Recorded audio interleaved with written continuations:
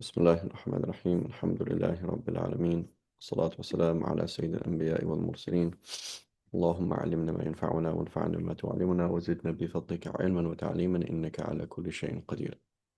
Okay, so we spoke about joining for travel, we spoke about joining for rain. Now the um, the hadith that's well established but not well understood is that the Prophet ﷺ joined Dhuhr and Asr and Maghrib and Isha in Medina on one occasion. It wasn't a thing that he used to do. And Ibn Abbas was asked, why did he do that? And he said he didn't want to make things difficult for people. So what we see in the Muwatta of Imam Malik is that Imam Malik then cites Ibn Umar and others joining Maghrib and Isha. So the way that Imam Malik works is, this is a hadith. It's a bit odd.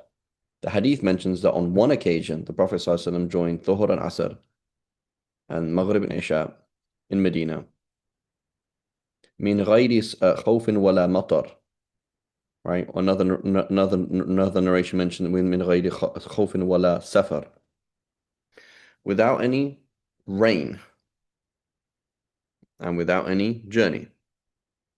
And without any fear and without any rain. Another narration mentions without any fear and without any travel. So he was not a traveler, nor was it even raining. So anyway, the way that Imam Malik works is the Quran and Sunnah have been understood. And the Quran and Sunnah have been understood by the people of Medina. And so when we see the people of Medina applying a hadith or verse of the Quran, that is how it should be. So the people of Medina, they join Maghrib and Isha for rain. That's what we're going to do. As for joining, as for joining Dhuhr and Asr, that doesn't exist. And as for why the Prophet joined, it doesn't matter. The people of Medina did it for rain, so that's what we're going to do. That's how we're going to see it. Okay, so Imam Malik says, I think it's in rain, and Imam Shafi also says it's in rain. Right. The issue is, again, that narration that says there was no rain. Right. So how do we explain that? So the hadith again is a bit confusing. One of Ibn Abbas's students asked another student and about this hadith, and he says, do you think he just delayed Dhuhr till Asr time, just before Asr, and he prayed Asr earlier than normal, like meaning he still prayed in Asr time? And he says yes. So one explanation is that there's no joining at all, right? So the problem is the Prophet didn't do it on a regular basis. The Prophet had many other scenarios where things were difficult and he didn't do it. The Prophet was sick at the end of his life, he didn't join. So it's a bit confusing. The hadith is genuinely confusing. So what does joining mean anyway, right? So the whole concept of joining on a journey is not clear to begin with. What does joining mean? So the Shafi school, we leave it at that it is for rain. That is the Shafi school. However, many Shafi'is have adopted the position that it is permissible to join prayers for need, meaning things that are difficult. So we have to understand in the Sharia, as we explained many times, there are different levels of need. There's duress, life or death scenarios. There's negligible difficulties, right? Like, oh, when I pray, it wastes time. When I pay zakat, I have 2.5% less property, right? So the one extreme is if I did what I was supposed to be doing, I would die, right? So obviously the Sharia changes for those things. The other extreme is this is negligible or sort of in and of itself. If I went into that fire to save the kid, I would die. Yeah, but you're a firefighter, that's your job, right? If I went into this war, I might die. So yeah, but that's called jihad, right? What else? How, that's how it is. So it's either the difficulty is either sort of in and of itself or it's negligible, right? So those are two extremes. Then we have difficulties that are not life or death, but they are pretty significant. Like I'm getting sick, I'm getting sicker. It's costing me money. It's recurrently hard. It comes up again and again. So there's a lot of things that the Sharia does change, right? The Sharia will change on a certain level for certain difficulties that are recurrent and pressing and hard, right? So the example they give is you yourself, by yourself on a desert island. Um, if you were dying, you could drink wine and you could eat pork, but you could only drink the bare minimum of wine and only eat the bare minimum of pork. So you could have like, half a teaspoon of pork until you've used that energy and then another half a teaspoon. You could not have more than that. So you have to have enough to keep you going. That's all, right? So bit by bit. Now, suddenly when we apply that on a societal level, there's now 50 of us and we're all starving. We are not obliged to do that. So on an individual level is one thing, but now as a community, we're allowed to eat more because we wouldn't be able to function as a community if we all did that, right? So it's a slightly different picture. So that's, so suddenly basically more of the haram is allowed because it's more widespread. Or there's many scenarios where it's like, I think we gave the example of putting money in a bank account, right? So you go and open a bank account with Lloyd's in England or with whatever, Bank of America in America. When you open a bank account, you deposit money, you are lending money to them. So you're helping them do interest, which is haram.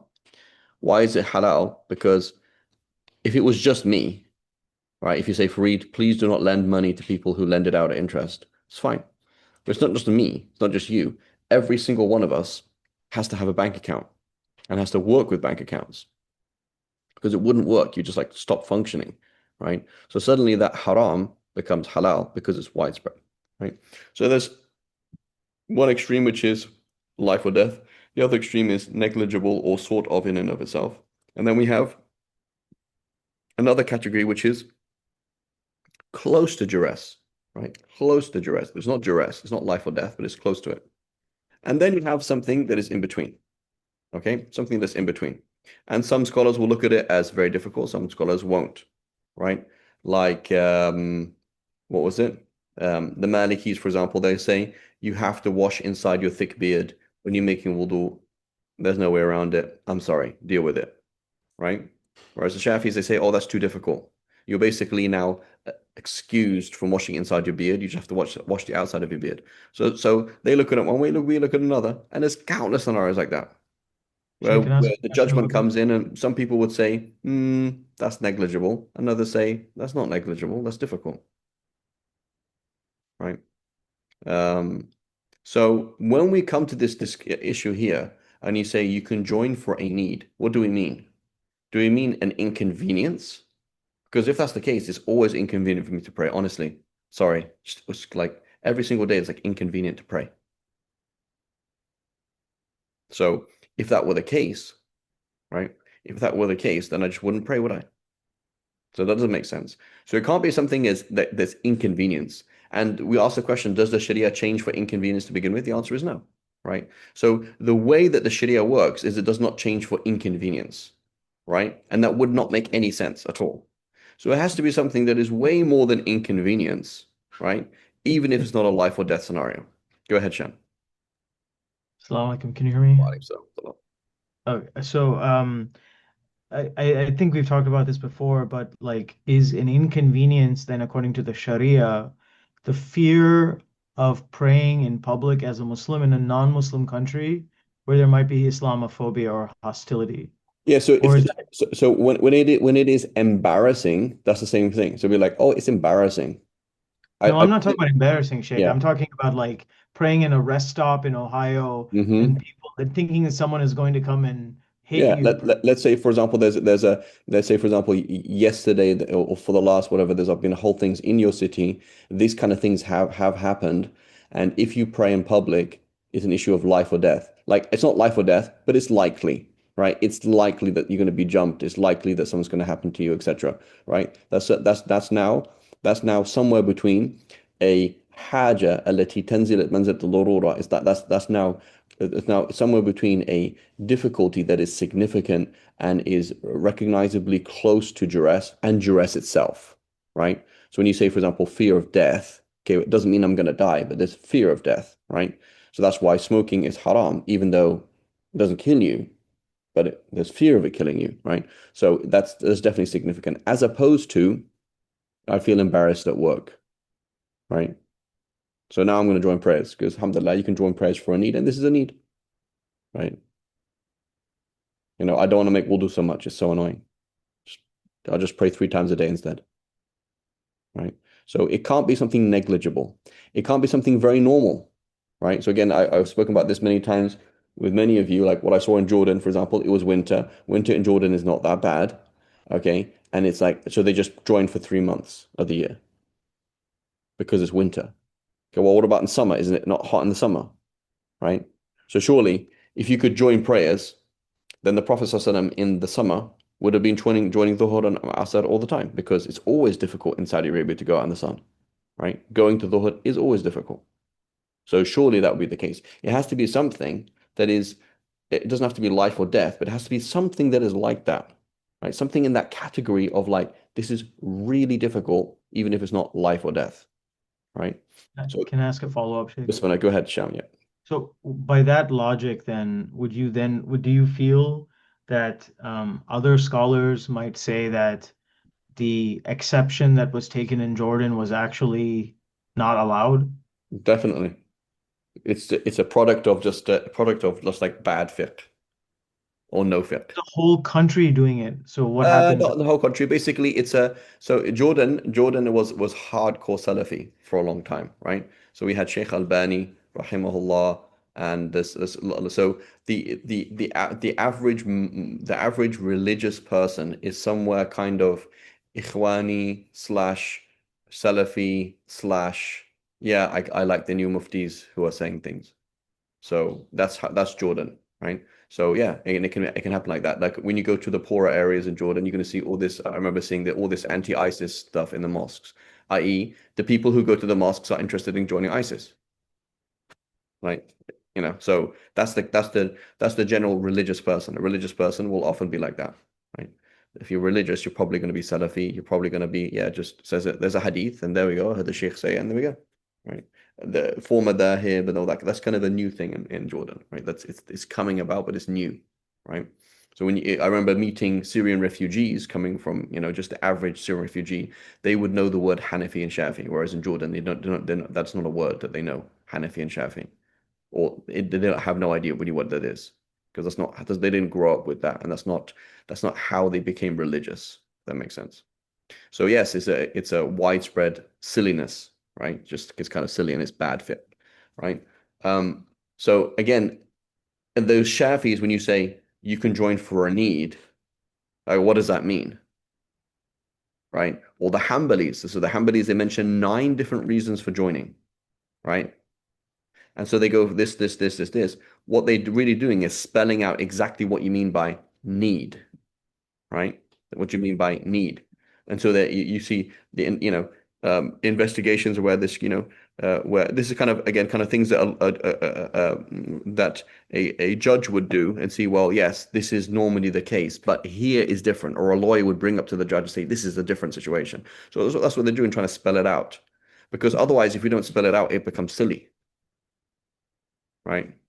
So an example of remember like asking this question, the sheikh was asked this question, said, my mum, she comes back from work in winter, and winter Maghrib is very short, so she's going back on the bus because it's expensive to drive, right? Fuel in Jordan is like twice the price of America. Um, um, or was it cheaper? It's about 1.5 times the price of America, sorry. Um, but anyway, so he said, this guy asked this question, saying, this is my mum, she goes to work, and then she's coming back on the bus. And if she prays Maghrib on time, she would have to basically get off the bus in the middle of nowhere and pray Maghrib and then get a taxi, which would be really expensive. So what do we do? So the Sheikh's like, yeah, that's fine.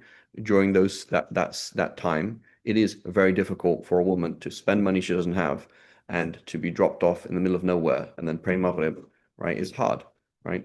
Um, Scenarios like that, that would be very hard for so something like that. You are with your wife driving to the hospital and she's about to give birth. She's basically in labor in the taxi, and you're like, 1 second, I need to pray dhuhr, right? So that's a very difficult situation, right? In principle, you could just say, okay, Allah will look after you, see you in a bit, see you later, but that's very difficult, right? You're about to miss your flight, even though you're not technically a traveler. Um, you have a very tricky exam, right?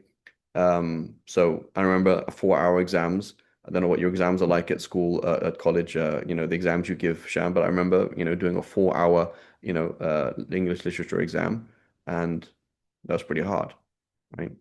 And so if I stop to go and make wudu and pray, actually, like I can't finish. Like I do actually need to write nonstop for 4 hours.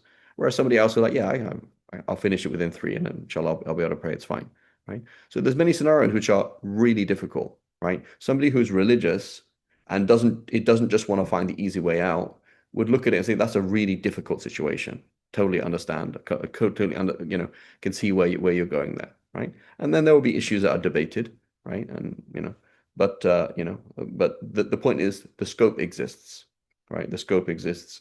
Situations where the nature of your work necessitates that we spoke about this before, I'm sure, but the nature of your work necessitates that you be there. For example, you're a guard, right? If you put your head down, literally someone's going to go past. So like you're not even allowed to go to the bathroom. Like this 3 hour period, you actually have to be there. And now it just so happens to be dhuhr, and you just so happen to be in England in the winter, and it's like, oh my God, I actually have an hour and a half window to pray dhuhr. And I literally have to be looking at like I can't even go to the bathroom. I can't go for a break. Like I'm not allowed to. Like I have to be here, standing looking at this door for the next 3 hours exactly. And now dhuhr comes in, it's going to leave, right? The nature of my work is such that I'm allowed to join the prayer, as opposed to, oh, I'm working, right? We're always working, right? We're always working. We always have things to do, right? If that were the case that you could, if you're busy, you don't have to pray, right? Like Imam Ahmad was asked this question. It's a narrated from Imam Ahmad that you can join prayers li shughul for being occupied. Well, we're always occupied. So we come along and say, what does Imam Ahmad mean? So Imam Ahmad understands the breakdown that we've explained, that the Sharia does not change for negligible, pointless reasons. It changes for significant things. So you're busy with something that is pressing, that is difficult, that is affecting people's lives, that dropping somebody off, you're stuck in traffic, right? You're coming out of San Francisco and it's like, oh my God, this is ridiculous. I'm literally stuck on the bridge for 1 hour. Like if I can't actually get out of my car because the car that's going to keep moving every 2 minutes. It's moving, so I can't just like leave my car here and pray. So what on earth do I do? I'm stuck in traffic, right? So that is not just me being lazy. That is saying Alhamdulillah for Dhuhr and Asr and for Dhuhr and Asr or Maghrib and Isha. There's some room to join for a need, a pressing need, right? But not something negligible. Does that make sense, inshallah? Yeah, thank you very much. Okay. So the Super Bowl is not a reason to join prayers. Khair. Okay, residents are entitled to combine the two. Okay. Okay, now the Friday prayer. So it says conditions of obligating the Friday prayer. There are 7 conditions that cause the Friday prayer to be obligatory. That number one, you be Muslim. Number two, that you've reached puberty. However, you are obliged to take your child to Jumu'ah. So again, this is very difficult. It's hard enough for me to get, I'm at work, it's hard enough for me to get the Jumu'ah. Now I have to go and pick my son up as well from the other side of the city because he's 7, right? That is the Shafi school, right? That is the Shafi school that you're obliged to take your boys to Jumu'ah because they will soon be men, and this is their training zone from the age of 7 to puberty. This is their training zone, right? So they are being trained. Like you gotta learn these things because soon you gotta hit the ground running, right? Um,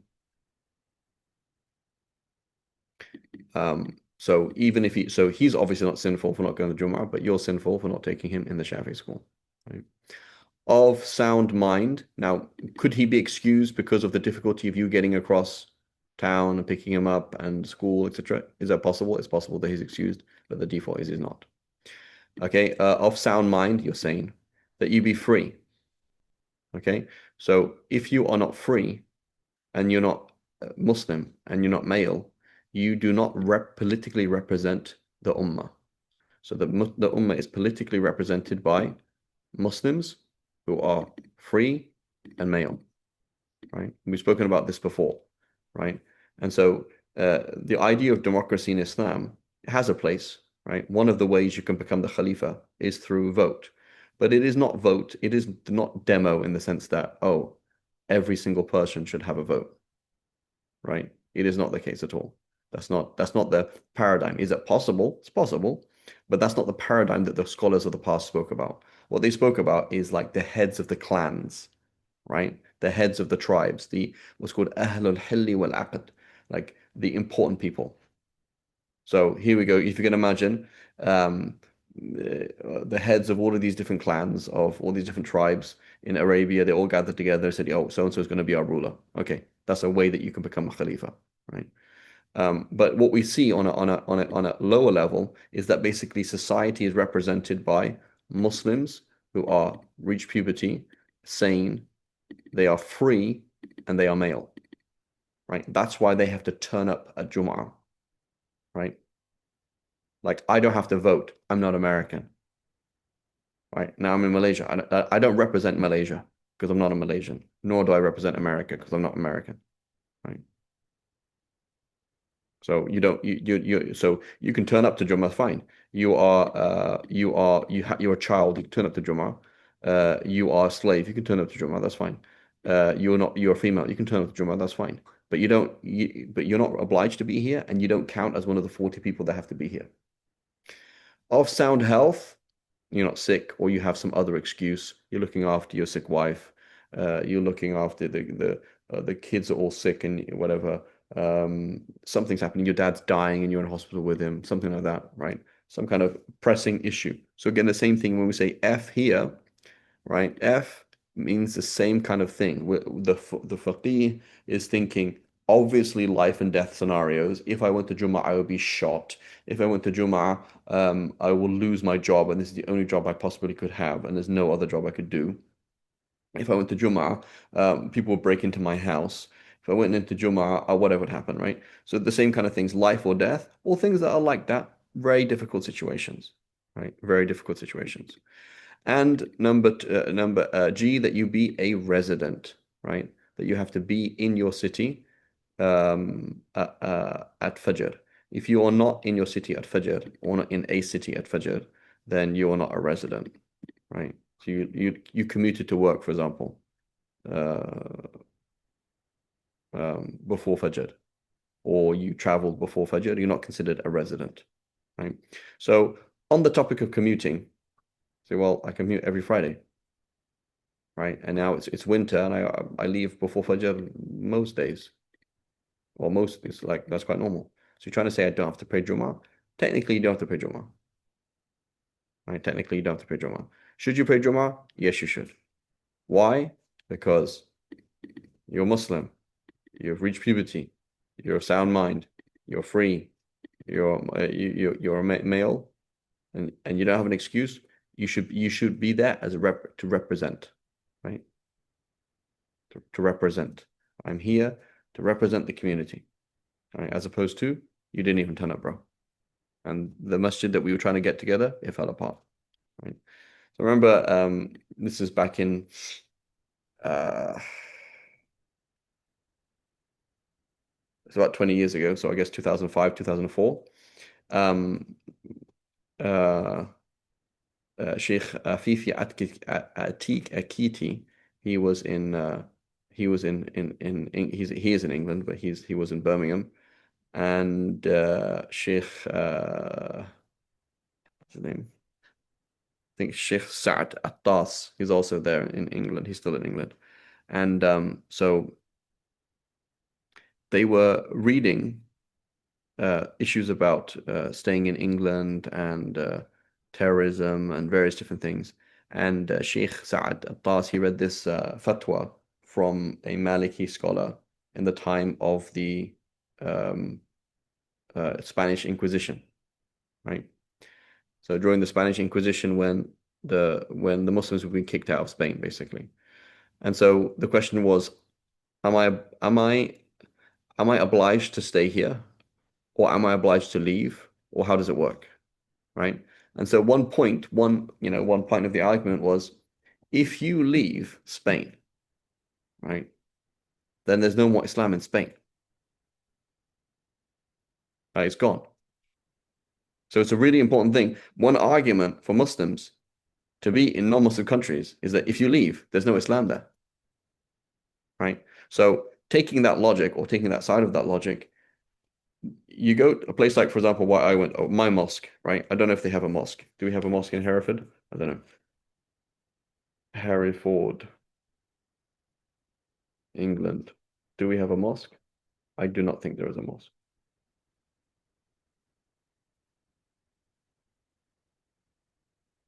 Okay, Hereford, according to AI, Hereford, England does not currently have a dedicated mosque, but the Muslim community is actively towards building one. They currently meet at Kindle Center, right? So we used to gather together in a Bengali restaurant. So anyway, you don't turn up at that Bengali restaurant, right? What does that mean, right? You don't turn up, I don't turn up, nobody turns up. There's no deen, right? So a Jum'ah is a case of personal obligation, but it's also a communal obligation. Meaning, like, this is really important. Like, this has to happen. So yes, you could be excused, pressing scenarios. Yes, technically you could be excused because you're commuting. Okay, fine.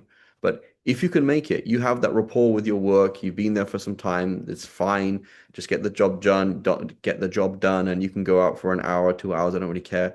Just as long as you're there in the meeting, whatever. And then you just don't turn up because, oh, technically speaking, I'm not a resident. It's a bit of a lame argument. So I remember just for myself, and not talking about, like I used to come out of school. I was late for my class, walk down the road. It's about a 15, 20-minute walk, maybe more than that, and walk up again, right? And for a Jummah that didn't count, right? In a Bengali restaurant that sold liquor, right? So like be there, because if nobody does that, then the next steps don't happen, right? And so they even mention this. They say with the issue of a masjid. So which masjid should you go to? Should you go to a bigger masjid or a smaller masjid? So, oh, you should go to a bigger masjid. Okay, well, what if you went to the bigger masjid and then everybody went to the bigger masjid and then the small masjid had no prayer? Say, oh, you should go to the small masjid then, right? So you can't let things die, right? You can't let things die. It's very important. Okay, that makes sense, inshallah. Any questions there? Assalamu alaikum, Sheikh Khalid. Can you hear me? I can hear you. Yes, loud and clear. Yeah, I just had one question about the shurut of Jumu'ah. I think in the Malik method, one of the shurut is to have like in the jami', like in the masjid. Is that like in the Shafi'i method? It's That is, not. Is that not shart? it's not, no. In the Shafi school, it has to be inside a city though. Okay, so like rented So, places so count. like if you can imagine, like a Bedouin camp that we're going to be here for a month, right? We're going to be Okay. here for a month or two, and then we're going to go somewhere else. That's not a they don't pray Jummah. Hmm. Yeah.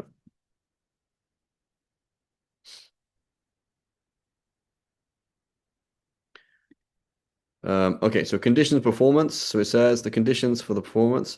Here we go. A location be in a city or town. Um, the congregation, a number at least 40. So you have to have at least 40 people. If it's not 40 residents,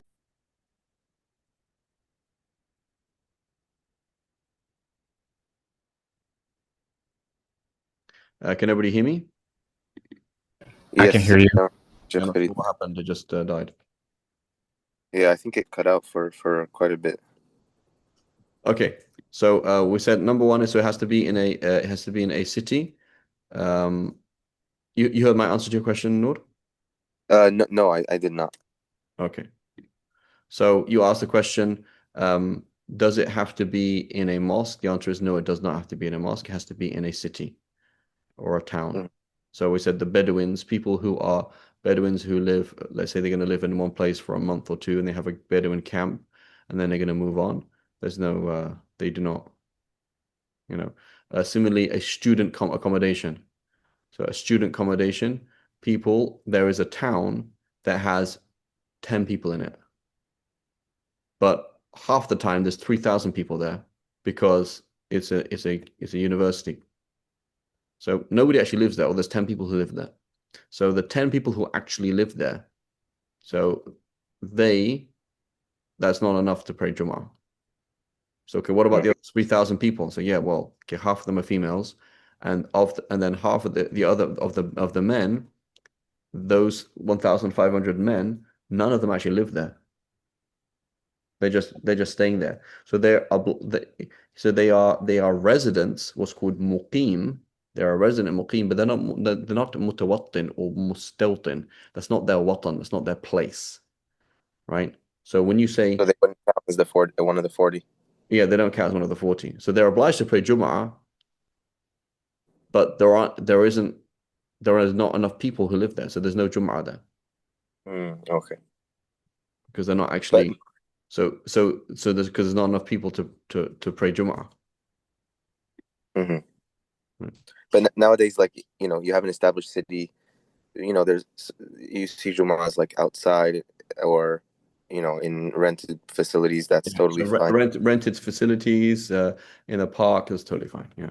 So the general thing in the Shafi schools, what should happen is we should let's say, get a whole of an area, right? I don't know what cities are connected to San Jose, but let's say we get the whole of San Jose. Everybody in that area is going to gather together in one huge football stadium or in a park, huge park, just like they do on Eid, right? We're going to get a huge thing, see everybody. We're going to rotate, okay, make it easier for different people come different things. But on this day, the whole of this city is gathering at this park, right? That's what's supposed to happen. Mm-hmm. So it's like Eid, right? We always have this difference, Eid versus non-Eid. So, well, is it that impossible? If it's impossible, fine. It's not possible to rent or use. Like we've asked the city, can we please use this huge field every Friday at this time? They said, no, you can do it one-off, but you cannot do it every Friday. You can't have 3,000 people there.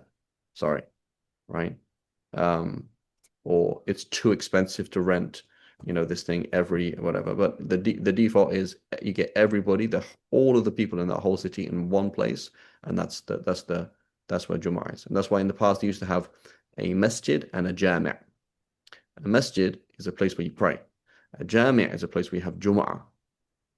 Right? Like here in Malaysia, I did that. I went to the mosque and I went to the mosque. I was like, okay, I'm there. Go to Fajr. I went this time. And then I went there for Jumu'ah. I was like, oh my God, it's closed. And like, what happened? It's because that's what they do. They close the smaller mosques and everybody goes to the bigger mosques, right? Because they want to have a minimum number of Jumu'ahs. Okay, so number one, the congregation be at least 40 are required to attend, and the time remains. So what does that mean? It means I didn't used to pray Dhuhr. I didn't used to pray, period. So now I have to do qada and say, well, that doesn't mean once a week I have to do qada of Dhuhr, of Jum'ah. So no, if you miss Jum'ah, you don't do qada of Jum'ah. You pray Dhuhr. Right? That's what it is. So what if, for example, for some reason, I'm in a Hanafi masjid, okay, and they're going to pray Jum'ah very late, okay, and now for them they prayed, for example, Jum'ah and they finished half an hour before Hanafi Asr time, but it wasn't that for me as a Shafi. They're praying in Asr time, so now I'm praying Jum'ah in Asr time. Can you pray Jum'ah in Asr time? The answer is no, can't. So it has to be done in Dhuhr time. Right. So if the time exits or one of his conditions cease to exist, the noon prayer is performed instead. Right. There were 40 people, just 40 men. One of them broke his wudu and left. So now we're going to pray Dhuhr. Going to complete it as Dhuhr. If the time expired in the middle of the prayer, then we complete it as Dhuhr.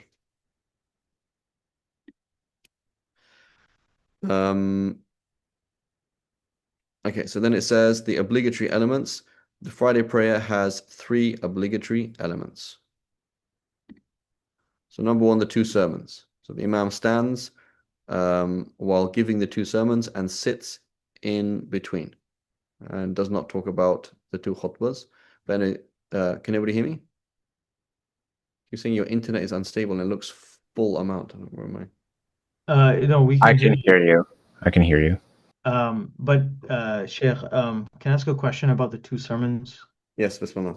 Just to clarify the language, because I think in the US the language is a little confusing. What is the difference between a bayan and the khutbah? So a bayan is a bid'ah hasana, is an innovation. It's a good innovation where basically in countries where people can't speak Arabic, they said, you know what?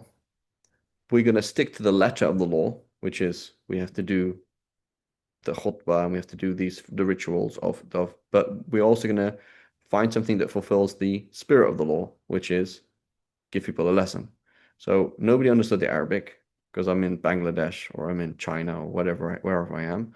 So what I'm gonna do is, given that everybody is here, I'm gonna give them a little lesson and say, by the way, smoking is haram. By the way, we should be nice to our kids. By the way, these are the issues that we're dealing with, and here's a solution, or the process remind ourselves, or whatever it is. Okay, so um, that's called a bayan, right? So, but that's a bayan. This is an Indo-Pak term and an Indo-Pak bid'ah that they invented, right? And it's a good bid'ah, right? So that's what it is. But that's a class. You do not have to attend. You can ask questions. You can leave. You can pray. You can do whatever you want, right? Now, when they call the adhan for Jum'ah, now this is Jum'ah. So now the adhan's been called. The imam is on the minbar. No talking. No praying, unless you're doing tahiyyat al-masjid, you're greeting the masjid, and you're going to listen to the khutbah, right? And now the khutbah is a ritual, and he has to have wudu, and he has to intend what he's doing, and he has to be pure, and he's going to have to say certain things in that khutbah, right? Does that make sense, Sham?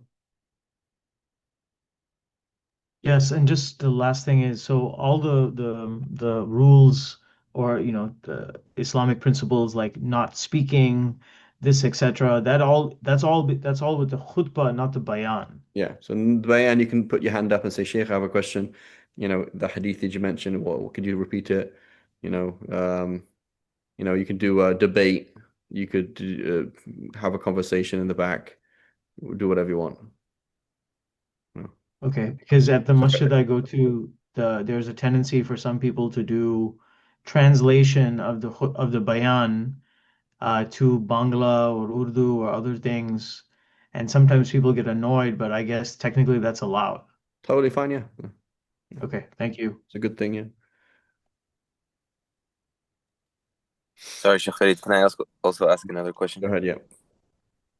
So, then the having the khutbah be in Arabic is not a fard for the khutbah? The integrals have to be in Arabic. Yes. And what do those consist of? They consist of praising Allah subhanahu wa ta'ala in both khutbahs, encouraging people to fear Allah subhanahu wa ta'ala in both khutbahs, and reciting at least one verse of the Quran that is understandable to us, that tells us to do something, or tells us something that we understand. Not something like Alif Lam Mim. You can't. That doesn't count. In one of them, and du'a for the believing men and believing women in the final one. Right. So you're going to Oh, stand up. You say Alhamdulillah, ittaqullah. Um, um, what else? No, we said it was praising Allah.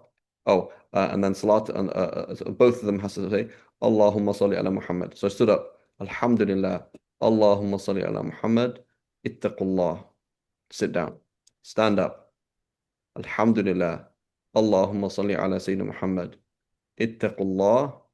And then I've got to do one verse that makes Bismillahir Rahmanir Rahim. Qul huwallahu ahad, Allahu samad. Okay, that was two. There we go. Qul huwallahu ahad. There we go. That's one. And then Allahumma ighfir lil mu'minin wal mu'minat. There we go. Done. That was my khutbah done.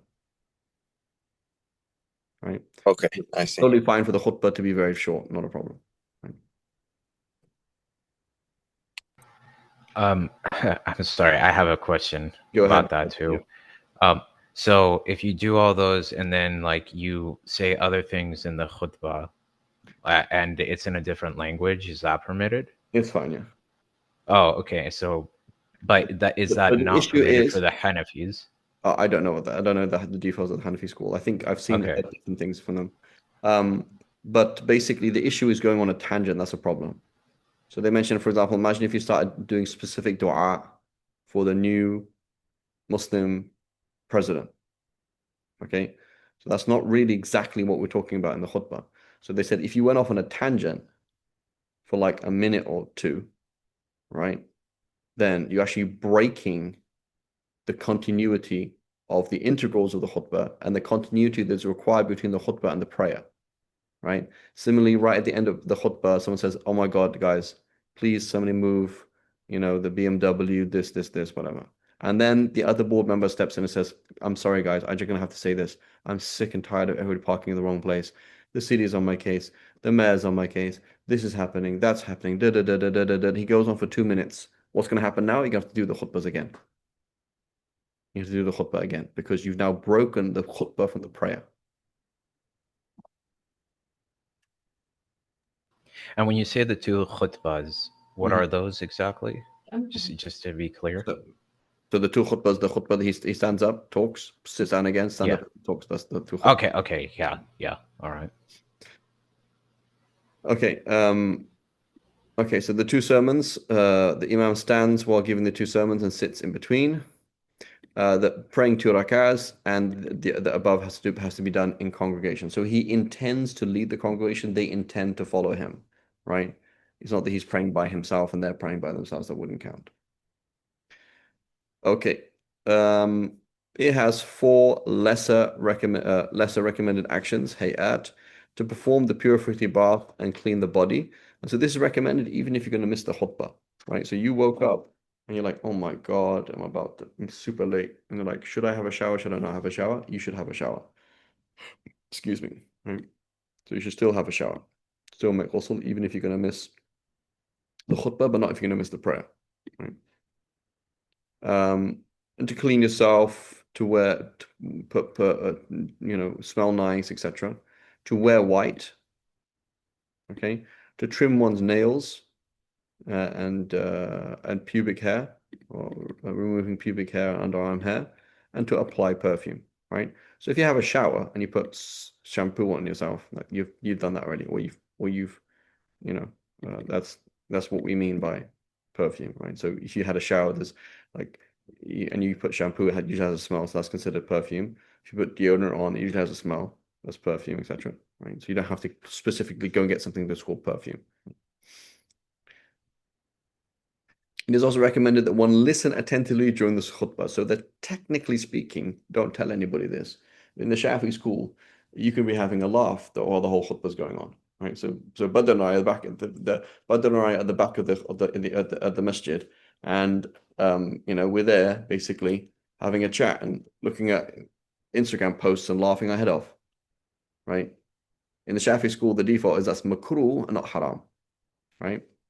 It's makruh, but this is not something that we should tell people, right? Because number one, the majority position is that it is haram and not makruh. And number two, it's a bit stupid how things are. It's like, subhanAllah, brothers and sisters, you cannot focus for 20 minutes a week. All you have to do is put the phone down for 20 minutes, or 15 minutes, or 10 minutes. That's all, right? And it's like, it's very sad when how you see people behaving, right? Even religious people talking. It's like, why are you talking? Half the time, again, they don't have the fiqh and they don't know the difference between they are Indo-Pak and they don't know the difference between the bayan and the khutbah, right? But something we should focus on our kids. You tell the kids beforehand. Say, listen, when the imam sits on the minbar, that's it. Can't talk to daddy. Can't talk to each other. You gonna go to the bathroom? Don't talk about it. Just go to the bathroom. If you come back, you say, can you save my spot for me? You can't tell me, can you save your spot for me? Right? Don't do that. Focus. Right? It's khair. And so, technically speaking, it is merely recommended and not haram to listen attentively during the sermon. Right? Um, and that anyone who enters the masjid during the Imam's sermon prays two brief rak'ahs and then sits down, right? Tahiyyat al-masjid, right? So here's a question. Could I pray anything else? The answer is no. So imagine, for example, I'm in the khutbah and the khutbah is about qada prayers. And the khatib says that according to the Shafi'is, if you intentionally missed Fajr this morning, you have to pray it right now. So I'm like, oh my God, I have to pray it right now. So I was awake during Fajr. I was just at the gym, went early, and I was like, I don't pray. So it's like, whatever. So basically, Fajr came in. I knew it was Fajr. I know I'm supposed to pray, but khalas, I'm going to go to Jummah. Allah will forgive me anyway. It's not a big deal. And so now the Imam just said, you have to pray the qada of Fajr immediately if you missed it sinfully. And I did miss it sinfully. So now I get up in the middle of the sermon and say, Allahu Akbar, start praying. You cannot do that. And the prayer will not count. So that is the only time, basically, that you can't pray anything at all. So when the sun is rising, you could do qadars, right? But so makruh time, but this time is so important. The point is you're supposed to be listening to this talk, right? So if you stand up and start praying, that prayer will be 100 would be invalid, right? The only exception is you come in and you pray two brief prayers. And so the ulama, they disagree. What do you mean by two brief rak'ahs? Do you mean literally like the bare minimum, right? You know, two rak'ahs, I don't know, 1 minute and 3 seconds, done. Like I missed out all the sunnahs. Is that what it meant?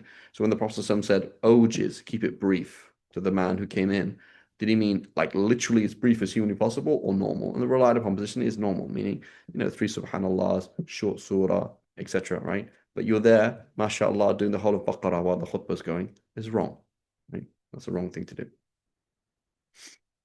Khair. Makes sense, inshallah? Yes. Yes. Okay. Yes. So now we're going to go on to the two Eids. So it says the Eid Sorry, prayer. Sheikh Farid, can I just ask one more question about Jumu'ah? So you said going on tangents, right? So as long as the khatib is still reminding the people and talking about something, you know, like advising the people, he's good. Like even if he talks for 20 minutes about that, it wouldn't count as going As on a long as tangent. it's still part of it's still part of an extension of the goals of the integrals, as opposed to like, you know, so as opposed to, let's say, talking about making a particular dua for the people of Gaza, right? Do that after the prayer. Don't do that right now, because that's not dua general for the believing men and believing women.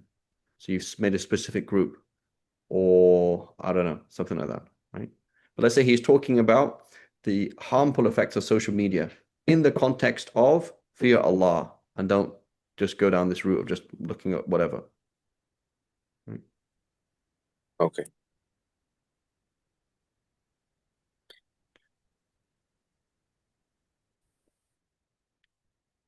Okay.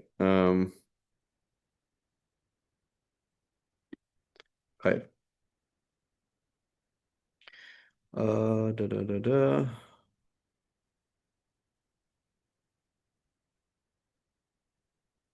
Okay, so we did that. Now the two Eids. So the two Eids, the same discussion. Eid is a sunnah. Okay, I'm not going to bother going then. Habibi, if you don't go, who's going to go?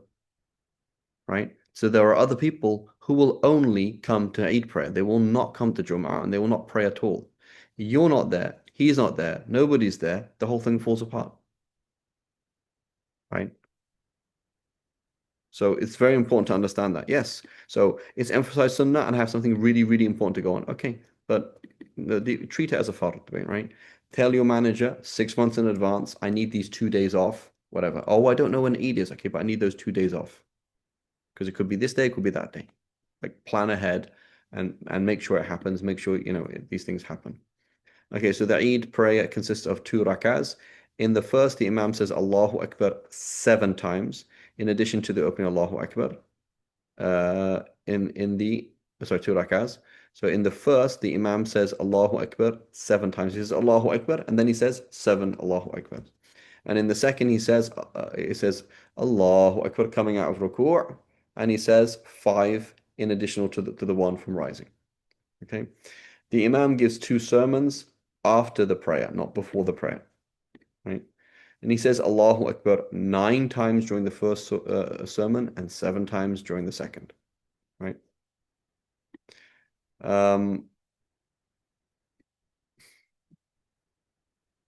Okay, inshallah, we'll come back to this, inshallah, next week. Okay, sallallahu ala sayyidina Muhammad wa ala alihi wa sahbihi wa sallam.